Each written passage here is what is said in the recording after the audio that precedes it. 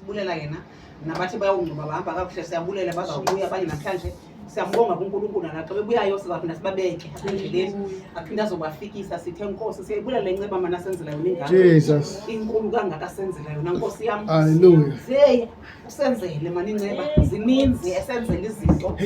kubanzima ke ukuthi ukubulela bethu naxa sethe wasenzela izinto sithi sizenze ngamandla ethu ibe ingengawethu amandla ingawakhe siwanikwa nguye ezintweni zonke uThixo lo singasibuleleni masumenze enkosi uNkulunkulu umkhulu azokwazi ukwandisa ezinye izinto kuba lo xa singabuleli usathana uyavuma sithi ke ndiyabafumana bayibenzonza bengayiba abayibesenyukela kanti xa simane sisima kule ndawo sibulela siya sisonyukela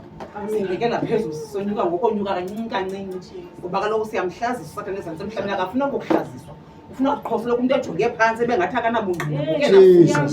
ubungqina akude kufuneka uba uze ngento enkulu uzoma kule ndawo uba nansi into enkulu ndiyenzele hallelujah encinci inkulu phambi kobusuku kaNkulunkulu xa usubuye enkosi bawo ndiyabulela nami ndiyashindawo amen hallelujah ndibulela umoya engcwele phakathi kwethu ndibulisa utata ndibulisa umama SMC ndibulisa umama bonke bephela ndibulisa abantu abatsha ndibulisa abantwana abancinci bakwazi uzithethela ndibulisa nalo umntwana ndibulela ukuvuka uba sivukile esingayazi sivukile ezindlini Jesus sakwazi uba size endlini kaThixo hallelujah ndibulela loo nto kangangoko and ndibulela imvano singabantu abanye yonke esiyenzayo ungayidela ubulela kule gcuzwana kulili kodwa indlela esenza kakuhle ngayo into kuba ndikhumula imisa sisize inkonzo esabuza yile ntombi yayihlala intombi kwiBhayibhile nisakwenza njani umfundise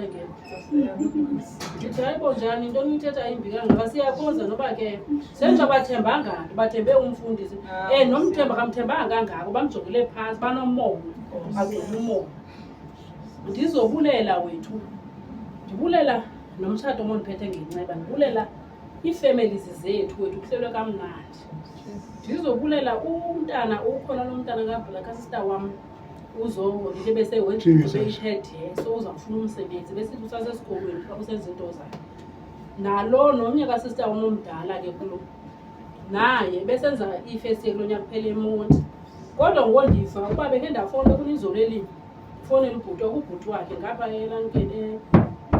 eMakasigaba uhlala phaya so ndibuza hayi bo ukhanya ithini into kakhanya kodwa ukhanya ulapha befunda ngapha emonti uthi hayi makazi uyalanduka lo mntana uyafunde phangela ndayibulela kakhulu uThixo kaxa kwinto zonke uyakwazi ukuthi xa unazufundayo ube uyaphangela kweminye icala kwenzeke loo nto intle kangako ndiyayibulela kakhulu hayi nonyana emaXhoseni hayi shem uyazama hallelujah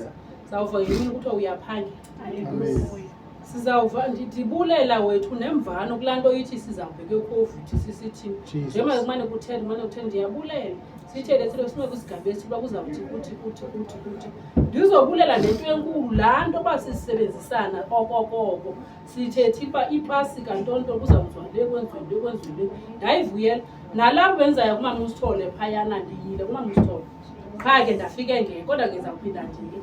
ndafike ngeke kulaa myalezo ndandikuyalezile ndafike ngeke kumama uSithole